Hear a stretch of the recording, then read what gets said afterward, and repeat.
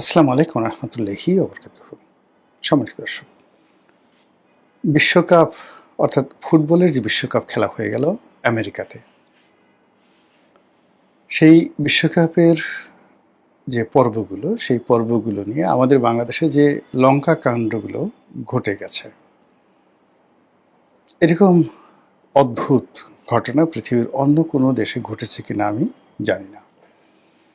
এমনি আমাদের দেশে ব্রাজিল ভার্সেস আর্জেন্টিনা, এই দুটো দল নিয়ে যে মাতামাতি হয়, সারা বাংলাদেশে যেভাবে ব্রাজিল এবং আর্জেন্টিনার পতাকা নিয়ে মানুষ উন্মাদনা দেখায়, এবং এই দুই দলের যে সকল তারকা খেলোয়াড় আছেন তাদেরকে যেভাবে আমাদের দেশের মানে মানুষ মাথায় করে নাচে, তাদের জন্য মারামারি করে, তাদের জন্য কাটাকাটি করে, এরকম অদ্ভুত ঘটনা ঘটেনি। এবং আর্জেন্টিনার যারা সাপোর্টার তারা ব্রাজিলকে গালাগালি করবে, ব্রাজিলের যারা সাপোর্টার তারা আর্জেন্টিনাকে গালাগালি করবে। এইবার যখন ব্রাজিল বাদ পড়ে গেল, তখন এক দফা লঙ্কা কাণ্ড ঘটল। তারপর যখন খেলতে খেলতে একেবারে ফাইনাল পর্যায়ে এসে গেল স্পেন ভার্সেস সেই আর্জেন্টিনা। তো এই খেলার রাতে, মানে যেদিন ফাইনাল খেলা হবে সেদিন ঢাকা সহ দেশের অন্যান্য জায়গাতে এই যে বাঙালি, আমাদের যে চারিত্রিক বৈশিষ্ট্য, আমাদের যে অকাল, মানে যে কুমাণ্ড যেটাকে বলা হয়, কুষ্মাণ্ড বলে অনেকে না, তারপর চিন্তার যে যাকে বলা হয় দৈন্যতা, চারিত্রিক অস্থিরতা, এই বিষয়গুলো যেভাবে ফুটে উঠেছে এবার ব্রাজিল এবং মানে আর্জেন্টিনা এবং স্পেনের যে ফাইনাল খেলা, সেই খেলাতে এটি ছিল নজিরবিহীন। আমি সাধারণত এই ধরনের খেলা নিয়ে আমার মাতামাতি হয় না। আগে একসময় খুব খেলা দেখতাম, কিন্তু সাম্প্রতিক বেশ কয়েক বছর যাবৎ ব্যস্ততার কারণে হয় না। রাত্রি জেগে খেলা দেখা তো স্বাস্থ্যগত কারণেই সম্ভব হয় না। আবার পরবর্তীতে দিনের বেলাতে প্রচণ্ড ব্যস্ততার কারণে সেই খেলাগুলোর যে আবার রিপ্লে করে দেখব ইউটিউবে বা অন্য কোনো মাধ্যমে, সেটাও হয় না। কিন্তু এই খেলা নিয়ে যে সকল লঙ্কা কাণ্ড ঘটে সেগুলো আমরা আলোচনা করি, আমাদের বয়সী যারা লোকজন বা আমাদের ছেলে যারা সিনিয়র, তারা আলোচনা করি। তো এইরকম খেলার কয়েকটি ফুটেজ, কয়েকটি ঘটনা বেশ কয়েকজন নামকরা রাজনীতিবিদ তারা পাঠিয়েছেন, অনেকের সঙ্গে কথা হয়েছে, এবং তার মধ্যে বিশেষ করে উল্লেখযোগ্য যার সঙ্গে আমার এই খেলা নিয়ে বেশি কথাবার্তা হয়েছে, তিনি হলেন সাবেক মন্ত্রী, একসময় ঢাকার কিংবদন্তির ছাত্রনেতা ছিলেন, মুক্তিযুদ্ধের অন্যতম বীর সেনানী কাজী ফিরোজ রশিদ। আপনারা যারা 70 দশকের বা 60-এর দশকের ছাত্র রাজনীতি সম্পর্কে খোঁজখবর রাখেন, তারা বুঝতে পারবেন যে এই ঢাকা শহরে কাজী ফিরোজ রশিদ কোন পর্যায়ের প্রভাবশালী নেতা ছিলেন। এবং এরশাদের পুরো জামানাতে তিনি অনেক গুরুত্বপূর্ণ মন্ত্রণালয়ের মন্ত্রী ছিলেন, এবং বাংলাদেশের রাজনীতি তিনি যেভাবে দেখেছেন সামনে পেছনে, এর বাইরে তিনি রাজনীতির অনেক অন্দরমহলের ঘটনা জানেন। তিনি একেবারে টুঙ্গিপাড়ার মানুষ, সাবেক প্রধানমন্ত্রী শেখ হাসিনা এবং তিনি ক্লাসমেট, একই স্কুলে পড়েছেন। তারপরে তাদের মধ্যে সম্পর্কটা যখন স্কুলে পড়তেন, তুমি সম্পর্ক, যখন শেখ হাসিনা কলেজে পড়তেন, তো সম্পর্কটা এতটা পারিবারিক যে অনেক সময় কাজী ফিরোজ রশিদ তার একটা ভ্যাসপা ছিল, সেটাতে করে সাবেক প্রধানমন্ত্রীকে তিনি ইডেন কলেজে পৌঁছে দিতেন। এইরকম। তাহলে বোঝার চেষ্টা করুন, রাজনীতির বিএনপি, আওয়ামী লীগ, জামাত থেকে শুরু করে যা কিছু আছে, এর অভ্যন্তরীণ অনেকগুলো বিষয় কাজী ফিরোজ রশিদ জানেন। তিনি একজন ধনাঢ্য ব্যক্তি, ব্যবসা বাণিজ্য করেন, ওকালতি করেছেন, সব কিছুই জানেন, এবং এর মধ্যে খেলাধুলাও দেখেন। আর অনেক আগের থেকে তার পশু পাখি পালার, লালন পালন করার যাকে বলা হয় অভিজ্ঞতা রয়েছে। তো যে কথাটা আমি ফিরোজ ভাইকে কখনো বলিনি, কিন্তু আজকে এই টকশোতে বলি। ফিরোজ ভাই যখন টিএনটি মন্ত্রী, আমি তখন সিদ্ধেশ্বরীতে থাকতাম এরশাদের জামানাতে। নিয়মিত তার বাসায় যেতাম, তখন আমি সাংবাদিক। নিয়মিত তার বাসায় যেতাম। তিনি সেই মন্ত্রীপাড়ায় যে বাসায় থাকতেন, পুরো বাসাতে পাখিতে গিজ গিজ গিজ গিজ করত।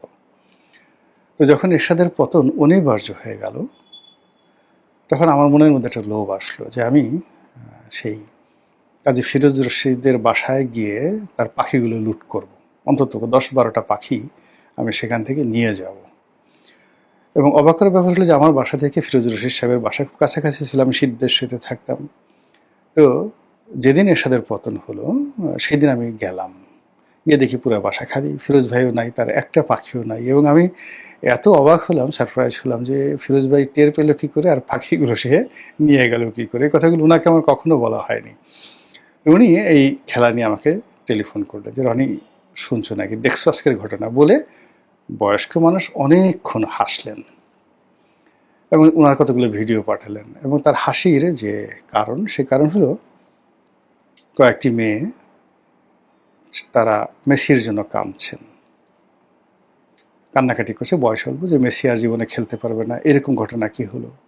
আর সেই মেয়ের কান্না দেখে মেয়ের মাও কান্নাকাটি করছে। এরপরে ঢাকার কয়েকটি অভিজাত ক্লাব, বিশেষ করে ক্লাবগুলোর নাম বলবো না, সেই ক্লাবে জায়ান্ট স্ক্রিনে খেলা দেখার জন্য আয়োজন করেছে। ঢাকার সেই যারা ক্লাব কালচার যারা মেনটেন করেন, তারা সদল বলে সেখানে খেলা দেখতে গেছেন। খেলা শুরুর আগে আচ্ছা মতো খাওয়া দাওয়া করেছেন এবং আচ্ছা মতো মদ খেয়ে ঘুমিয়ে থেকেছেন। এবং খেলাধুলা কে জিতলো কে হারলো কেউ তারা টের পাননি। সকাল 8টা-9টার পরে তাদের ঘুম ভেঙেছে এবং তারা যে যেখানে, কেউ সুপার উপর শুয়ে পড়েছে, কেউ ফ্লোরে শুয়ে পড়েছে, ওদিকে খেলা হয়ে গেছে। অথচ খেলা দেখার জন্যই কিন্তু তারা ক্লাবে গেছেন, কিন্তু খেলা না দেখে মদ, ফুর্তি, আনন্দ, নাচানাচি এগুলো করে কোন ফাঁকে যে কে বমি করেছে, কে কাপড় চোপড় নষ্ট করেছে, কে শুয়ে পড়েছে। এবং সে পুরো ক্লাবের পরিবেশ এতটা খারাপ করেছে যে কোনো ভদ্রলোক সেই ক্লাবে গিয়ে, 5 স্টার ক্লাব, খুব নাম করা ক্লাব, সেই ক্লাবে গিয়ে যে দুটো ডাল ভাত খাবেন বা কোনো একটা অনুষ্ঠান করবেন, সেই অবস্থা এই খেলার দিন ছিল না। এরবারে ঢাকা বিশ্ববিদ্যালয়ে কী ঘটেছে আপনারা জানেন। ঢাকা বিশ্ববিদ্যালয়ে যে ঘটনা ঘটেছে সেটা হলো, এই জায়ান্ট স্ক্রিনে খেলা দেখার জন্য বিশ্ববিদ্যালয়ের বাইরে যারা লোকজন, তারা বিশ্ববিদ্যালয়ে ঢোকার চেষ্টা করেছে। আর বিশ্ববিদ্যালয়ের একদল যারা শিক্ষার্থী, তারা তাদেরকে ঢুকতে দেবে না। এটি নিয়ে দুই পক্ষ মারামারি, ধাক্কাধাক্কি, এবং দেখা গেল যে এই ব্যারিকেড, ঢাকা বিশ্ববিদ্যালয়ের যে ব্যারিকেড, সেটা ভেঙে যারা জায়ান্ট স্ক্রিনে খেলা দেখবে ক্যাম্পাসে দাঁড়িয়ে, তারা ঢুকে গেল সদল বলে ঢাকা বিশ্ববিদ্যালয়ে। এটাও অতীতে কখনো ঘটেনি। সবচেয়ে বেশি ঘটনা ঘটেছে পুরনো ঢাকাতে, বংশালে, নবাবপুরে, গুলিস্তানে, এবং এখানে বেশ কয়েক দফা মারামারি হয়েছে। তো মারামারির মধ্যে সবচেয়ে উল্লেখযোগ্য মারামারি যেটি হলো যে স্পেনের পক্ষের যারা খেলোয়াড়, তারাও জয়লাভ করবে এজন্য বেশ কয়েকটি গরু জবাই করে তারা যাকে বলা হয় তেহারি রান্না করে বসে আছে। আর প্রতিপক্ষ আর্জেন্টিনা যারা আছে, তারাও এইভাবে তেহারি রান্না করে ড্যাগের পর ড্যাগ তারা বসে আছে। পরবর্তীতে যখন এক পক্ষ জিতলো, অন্য পক্ষ হারলো, তখন ওই পরাজিত পক্ষ বা বিজয়ী পক্ষ একে অপরের উপর হামলা করলো। কেউ খেতে পারলো না, সবার খাবার দাবার নষ্ট করে ফেললো এবং ভীষণ রকম মারামারি, এমন মারামারি করলো যে তার পরের দিন যে ওই যে এলাকায় মারামারি হয়েছে সেই এলাকার সমস্ত দোকানপাট বন্ধ। এখন জনাব কাজী ফিরোজ রশিদ তিনি বলছিলেন যে এমনি এক দোকানদার, বড় দোকানদার, বেশ বড় ব্যবসায়ী, তো তার দোকান থেকে তিনি কিছু মালামাল কিনেন। তাকে ফোন দিয়েছে, সে বলে যে ভাই, আজকে তো দোকান খোলা যাবে না, দোকান বন্ধ আমাদের এলাকাতে। কেন বন্ধ? বলে এরকম কালকে রাতে এরকম খেলাধুলা করে মারামারি করছে। সেই মারামারি করার পরে এখন প্রতিটা দোকানের নাম হয়ে গেছে, এটা আর্জেন্টিনার দোকান আর এটা স্পেনের দোকান। এই জন্য দুই পক্ষই ভয়ে দোকানপাট বন্ধ রেখেছে পরিস্থিতি ঠান্ডা না হওয়া পর্যন্ত। এখন যদি আমরা কোনো কারণে দোকান খুলি, প্রতিপক্ষ এসে দোকান লুট করবে। কাজে এই অবস্থা আমি আপনার কাছে মালামাল বিক্রি করতে পারবো না। তো অনেক রিকোয়েস্ট করার পরে সে রাজি হলো যে পিছনের শাটার খুলে বা মানে দরজা খুলে কোনো মতে গোপনে কিছু মাল তাকে দেওয়ার জন্য, বিকজ যে আইটেমগুলো কাজী ফিরোজ রশিদ সাহেব চাচ্ছিলেন এগুলো খুব গুরুত্বপূর্ণ ছিল। তো এই হলো মানে ঢাকার বাস্তব চিত্র, সারা দেশের বাস্তব চিত্র। এবং এই যে আমেরিকাতে খেলা হচ্ছে এবং সেখানে স্পেনের দল খেলছে, আর্জেন্টিনার দল খেলছে, তাদের নিজ দেশে এটা নিয়ে কোনো উদ্বেগ উৎকণ্ঠা নেই, কিন্তু আমরা পরের ধনে পোদ্দারি করার জন্য যেভাবে একের পর এক কাণ্ড ঘটাচ্ছি, কারখানা ঘটাচ্ছি, আমাদের দেশের নব্যধনী মধ্যবিত্ত বা আমাদের দেশের তরুণ সমাজ যেভাবে এই সকল খেলাধুলা নিয়ে যে উন্মাদনা দেখাচ্ছে, এতে করে আমাদের যে বৈশিষ্ট্য, আমাদের যে গোল, আলটিমেট যে ন্যাশনাল গোল, আমরা যেখানে কাঙ্ক্ষিত মাকামে যাব, দেশের উন্নয়নের জন্য কোনো কাজকর্ম করব, নিজেদের আত্মপরিচয় আমরা তুলে ধরবো, সেই জায়গাগুলো ক্রমশ মুখ থুবড়ে পড়ে আমরা মানে এখন আমাদের যে পরিচয়, জাতীয় পরিচয়, অনেকে অভিযোগ করেছে একসময় আমরা উগান্ডাকে নিয়ে, বুরুন্ডিকে নিয়ে, সিয়েরা লিওনকে নিয়ে ঠাট্টা মশকরা করতাম। অবাক করার ব্যাপার হলো যে গ্লোবাল স্ট্যান্ডার্ডে এই সকল দেশ এখন আমাদের সাথে অনেক অনেক গুণ এগিয়ে আছে, আর আমরা এমনভাবে মুখ থুবড়ে পড়েছি, পিছিয়ে গিয়েছি, এখন বাংলাদেশের সাথে আসলে তুলনা করার মতো কোনো দেশ নেই।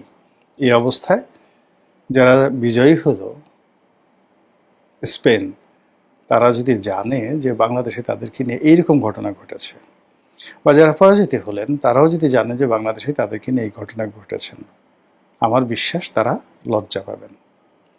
মহান আল্লাহ আমাদের সবাইকে হেদায়েত দান করুন এবং হেফাজত করুন। আসসালামু আলাইকুম ওয়া রাহমাতুল্লাহি ওয়া বারাকাতুহু।